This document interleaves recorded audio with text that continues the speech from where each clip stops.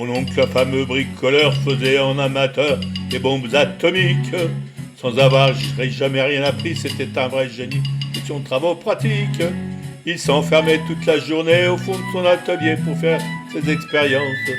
Et le soir, il rentrait chez nous et nous mettait en transe en nous racontant tout. Pour fabriquer une bombe, mes enfants, croyez-moi, c'est vraiment de la tarte. La question du détonateur se résout en un quart d'heure, c'est celle qu'on écarte. En ce qui concerne la bombache, c'est pas beaucoup plus vache, mais une seule chose me tourmente. C'est qu'elle demande brûlation, donc un rayon d'action 3,50 m. Il y a quelque chose qui coche là-dedans. J'y retourne immédiatement. Il a cherché pendant des jours, tâchant avec amour d'améliorer le modèle. Quand il déjeunait avec nous, il dévorait d'un coup sa soupe au vermicelle. On voyait à son air féroce qu'il tombait sur un os, et on n'osait rien dire. Et puis un soir pendant le repas, la tonton qui soupire, et qui s'écrit comme ça. À mesure que je deviens vieux, je m'en aperçois mieux, j'ai le cerveau qui flanche. Soyons sérieux, disons le mot, c'est plus un cerveau, c'est comme de la sauce blanche. Ça fait des mois et des années que j'essaie d'augmenter la portée de ma bombe.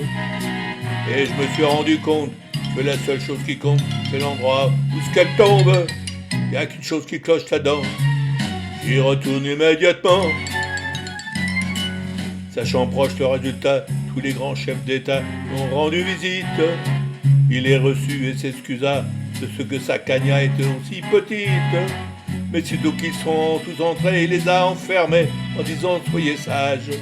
Et quand la bombe a explosé, de tous ces personnages, il n'est plus rien resté. Tonton devant ce résultat ne se dégonfla pas et joua les andouilles. Au tribunal on l'a traîné, mais là devant les jurés, le voilà qui bafouille. Messieurs, c'est un fameux hasard, et je jure devant Dieu, de mon âme et conscience, en détruisant toute cette tordue, je suis bien convaincu d'avoir servi la France.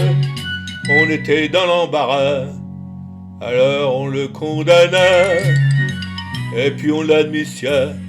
LP reconnaissant l'élu, immédiatement chef du gouvernement. Hey! Bravo! Hey!